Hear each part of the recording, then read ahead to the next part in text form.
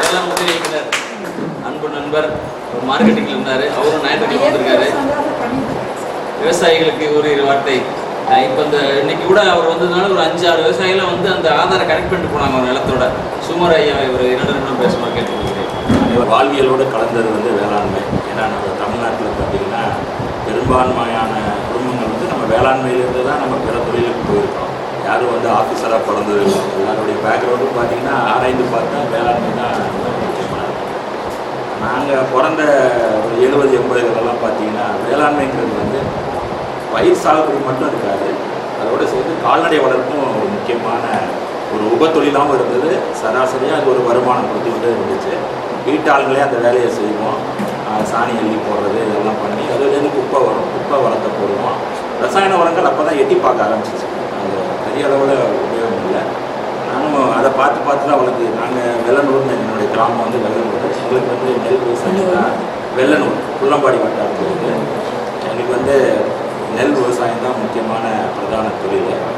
அதனுடைய தாக்கமான தெரியல. நான் வேளாண்மை படிப்பை வந்து இளங்கலை முதுகலை படிச்சுட்டு இப்போ வேளாண்மை உதவி இயக்குனராக முசிறி வட்டாரத்தில் இருக்கிறேன்.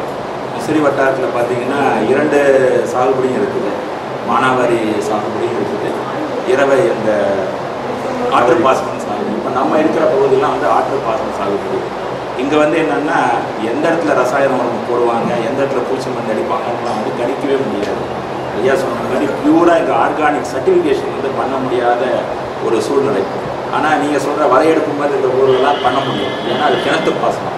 அங்கேயே நீங்கள் கிரவுண்ட்லேருந்து எடுப்பீங்க, அங்கேயே பாய்ச்ச முடியும், அங்கேயே வந்து நீங்கள் வந்து செல்ஃபாக பண்ணலாம். இப்போ அரசு என்ன பண்ணிட்டாங்கன்னா இயற்கை வேளாண்மையை வந்து இப்போ சர்டிஃபிகேஷனையும் பண்ணுறாங்க. நீங்கள் பதிவு பண்ணி 3 ஆண்டுகள் வந்து நீங்கள் வந்து இயற்கை வேளாண்மை தான் பண்ணுறீங்கன்னு அப்பப்போ ஃபீல்டு இன்ஸ்பெக்ஷன் பார்ப்பாங்க.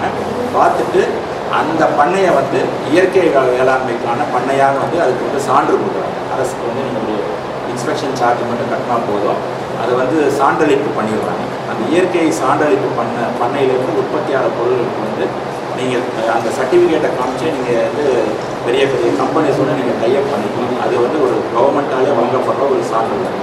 இப்போ நம்ம இங்கே நம்மளுடைய தலைப்பு என்னன்னா பஞ்சகாவியா.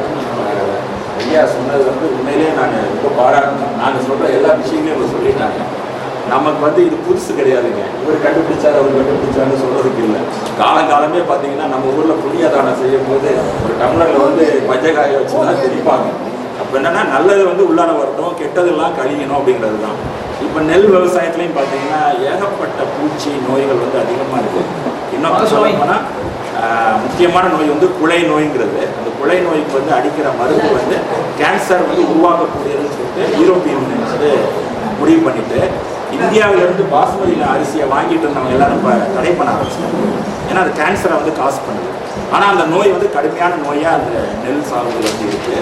அதுக்கு தான் தமிழ்நாடு வேளாண்மை பல்கலைக்கழகம் வந்து இந்த பாலில் இருக்குங்களா, பாலில் வந்து லாக்டோபாசிலஸ்ன்னு இருக்குது. நம்ம பி காம்ப்ளெக்ஸ் மாத்திரை சாப்பிட்றீங்களா, அது வந்து லாக்டோபாசிலஸ் தான். நீங்கள் அந்த மாத்திரை பேப்பரில் பார்த்தீங்கன்னா தெரியும் லாக்டோபாசிலஸ் இருக்கும். அது வேறு ஒன்றும் இல்லை, பி காம்ப்ளெக்ஸ் தான், லாக்டோபாசிலஸ் தான் அது. அது வந்து இந்த பால்லே இருக்குது. கேர்டு இருக்குது. இப்போ நிறைய ப்ரோபயோட்டிக்ஸ்ன்னு சொல்லிட்டு நிறைய விளம்பரம் பண்ணுறாங்க. நிறைய மல்டிநேஷனல் விளம்பரம் பண்ணுறாங்க. விளம்பரம் பண்ணி அவங்க காசு அழிட்டு போயிருக்காங்க. ஆனால் நமக்கு வந்து சாதாரணமாக கிடைக்குது ப்ரோபயோட்டிக்ஸ் கொடுக்குற இந்த பால் இருக்குது. அதனால தான் அதை குடித்தோம். ஐயா சொன்ன தத்துவம் வந்து அதுதான். ப்ரோபயோட்டிக்ஸ் உள்ளார போகுது, அந்த நன்மை செய்கிற பாக்டீரியா லாக்டோபாசிலஸ் போகுது. தொண்டை அது நம்ம செருமல், தும்மல், இருமல் புதுசாக போகிறாங்கன்னா என்ன பண்ணுவாங்கன்னா பவுச்சிலே பார்த்தீங்கன்னா சில பேர் பி காம்ப்ளெக்ஸ் மாத்திரை எடுத்துகிட்டு போவாங்க. அதெல்லாம் வேண்டியது இல்லை. இந்த பால் வந்து இந்த லாக்டோபாசிலஸ் வந்தது. இப்போ குளிச்ச பால்லையுமே அந்த லாக்டோபாசிலஸ் வந்து மல்டிப்ளை அதிகமாகும். இதில் இன்னொரு இது வேணால் இப்போ செயல்முறை பண்ணும்போது பண்ணோம்னா தெரியும். இதில் வந்து ஆக்சிஜன் சப்ளை வந்து ரொம்ப வேணும். அதுக்காக தான் அப்பப்போ கிண்டிகிட்டே இருக்கும். அந்த லேபர் சார்ஜ் வந்து அதுக்கு தான், வேற ஒன்றும் இல்லை. அதில் வந்து என்னென்னா ஆக்சிஜன் போக போக தான் அந்த அதில் இருக்கிற நன்மை பயக்கிற பாக்டீரியா வந்து உற்பத்திகள் வந்து கடுமையாக ஆகும். கோடிக்கணக்கான உயிரினங்கள் வந்து அதில் உள்ளார வந்துருக்கும். அதுக்கு ஆக்சிஜன் வேணுங்களா, அது என்ன ஆகும்னா நீங்கள் மூடி வச்சுட்டீங்க அப்படின்னா வெடிச்சிடும், ட்ரம்மே வெடிச்சிடும், ரோஸ்ட் ஆகிடும். அதனால தான் அந்த மூடாமல் ஓரளவு லூஸாக முதல் பண்ணிவிட்டு நம்ம கடற் துணி இருக்கு இல்லைங்களா, அதை வச்சு அதை வாயை மூடிடணும். அப்பப்போ கழட்டி அதை 15 நாளுக்கு வந்து கடிகார மொழி எப்படி சுற்றுதோ அது மாதிரி ஒரு மரக்குச்சியை வச்சு கிளறி விடணும். கிளறி விடும் போது என்ன ஆகுதுன்னா நம்ம ஆக்சிஜன் உள்ளார போகும்போது அந்த அந்த உயிரினங்கள்லாம் சேமமாக அது இருந்து இன்னும் நம்ம பழுகி பெருகி 15 நாளில் கோடிக்கணக்கான 100 கோடிக்கு மேலே போயிடும். அதனால தான் நம்ம வந்து 10 லிட்டருக்கு 100 மில்லி ஊற்றினாலே போதும். ஒரு ஏக்கர் அடிக்கிறதுக்கே நீங்கள் 1 லிட்டர் யூஸ் பண்ணாலே போதும். அது என்னென்னா ஒன்று வந்து ஹார்மோன்ஸ், இதில் வந்து ஹார்மோன்ஸ் இருக்குது. ரெண்டாவது வந்து இதில் வந்து லாக்டோபேசிலஸ், இந்த பேசிலஸ்லாம் இருக்கிறதுனால பயிரில் வர நோயை வந்து இதை எதிர்த்து இது பண்ணும். ரெண்டாவது வந்து என்ன ஆகுதுன்னா இதில் இருக்கிற நன்மை செய்கிற பாக்டீரியா எல்லாமே மண் வளர்த்த பெருக்கக்கூடிய நிறைய மண்ணில் நச்சுக்கள் இருந்தாலும் அதை சிதைச்சு பயிருக்கு வேண்டிய ஊட்டச்சத்துக்களை வந்து கொடுக்கக்கூடியது. நீங்கள் அந்த உரம், அந்த பூச்சி மருந்து அடிப்பதெல்லாம் படிப்படியாக குறைச்சி ஒரு லெவலில் வந்து நீங்கள் பியூர் ஆர்கானிக்கே போயிடலாம். அதனால் வந்து இந்த பூ பூக்கும் போது காய்கள் வந்து பிடிக்காமல் கொட்டுறது, அது வந்து காய்கறி பயிர்கள்லாம் அதிகமாக நடக்கும். அதே மாதிரி மரப்பயிரில் பார்த்திங்கன்னா மாமரத்தில் பூக்கிற பூவெல்லாம் காயாச்சுன்னா நம்ம என்ன பண்ண முடியும்? மாம்பழ சாறுலே தான் படுத்துருப்போம். ஆனால் அது அவ்வளோ ஆகிறதில்லை. இது வந்து பார்த்திங்கன்னா 0.001% தான் காயாகுது. அதெல்லாம் வந்து நம்ம இதை ஒரு ஸ்ப்ரே பண்ணோம்னா இந்த காய் வந்து பிடிப்பது, அந்த காம்புலேருந்து உதிர்ந்து உருவாமல் இந்த காய் பிடிச்சு பெருசாகி உங்களுக்கு உற்பத்தி பொருளாக மாறுறதுக்கு இதெல்லாம் ரொம்ப முக்கியம். ஆனால் நமக்கு இது பண்ணுற செலவு வந்து ரொம்ப ரொம்ப கம்மி தான். அடிக்கிற கூலி தான் அதிகமாக இருக்கும், ஆனால் செய்கிற கூலி கம்மி தான்.